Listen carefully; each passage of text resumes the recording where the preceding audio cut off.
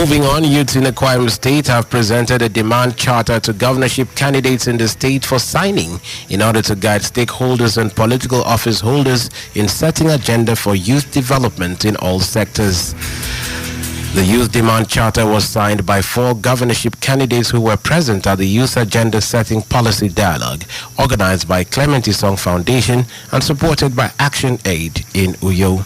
The Demand Charter encompasses the terms and conditions the youth are entering with the candidates in the development of the sectors concerning health, education, agriculture, climate, justice, economy, peace and security, amongst others. Speaking at the event, former Vice Chancellor of University of Uyo and Chairman Board of Trustees, Clement Isong Foundation, Professor Akwa Ibom, lauded the youth for becoming engaged in determining their future. You must make sure that they have the charter, and you must make sure and hold them accountable to that charter. The problem is that in Nigeria, the youth, a lot of times you are too complacent. Anybody that becomes governor, you hold that person accountable throughout the regime. For me, nothing stops one day in this country. We see youths vying to become governors and presidents of Nigeria. Most of us, we support what the youths are doing. In fact, this time around, we are impressed that the youths are now becoming engaged to determine your future. And let me end by saying that when you are ready, we are ready for a change. No force, no matter how powerful, can stop you. In the same vein, the chairman of Nigeria Union of Journalists, the Akwa Ibom State Chapter, Comrade Amos Etuk, urged the youths to make the right choice because any choice made will determine their future. We are on the verge of making that history of what the future of Nigeria should be. And I stand here to charge you that the race for the future belongs to you, belongs to all of us. And we must come out of this in making the very best choices for Nigeria. The choice is left for us to determine what will be our prosperity, what will be our hope, what the future lies for us, and what the horizon will be for Nigeria. So we must sit and set, not just sitting and making a conversation, but to walk this talk for the future. That touch, those steps, the change, the narrative will make us remain steadfast in building a new Nigeria.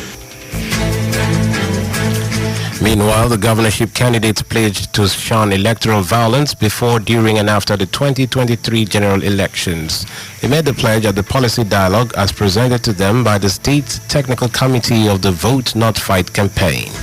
Reacting to the destruction of the billboards of opposition parties, the candidates Iboro II of African Action Congress, Ezekiel Nyaitok of African Democratic Congress, Ekere Sien of Action Democratic Party, and Itaigbo of All Progressives Grand Alliance, APGA, asserted that it was an act of impunity while promising to ensure credible elections in 2023. To resort to anything like violence is wrong. What you need to do is to sue that person for trespass. It's not for you to go and destroy what he put there. You even stand a good chance to sue him and get money. It is called self-help. Well, you should look at the folks involved in the parties. The PDP, YPP, they're all PDP people. Things didn't just go fine. The carrot couldn't go around, and so people decided to move apart. And they didn't move apart happily. Well, it's just the fact that the law should take its course. And it's left for the law enforcement agencies to move in, arrest the culprits, and punish. That's all. It's terrible. I understand it's the PDP against the YPP and the APC, and they're just going tit for tat against each other. I think it's very undemocratic. The Vote Not Fight campaign is a nationwide non-partisan strategy which seeks to ensure that the 2023 elections in Nigeria are free, credible, and devoid of violence.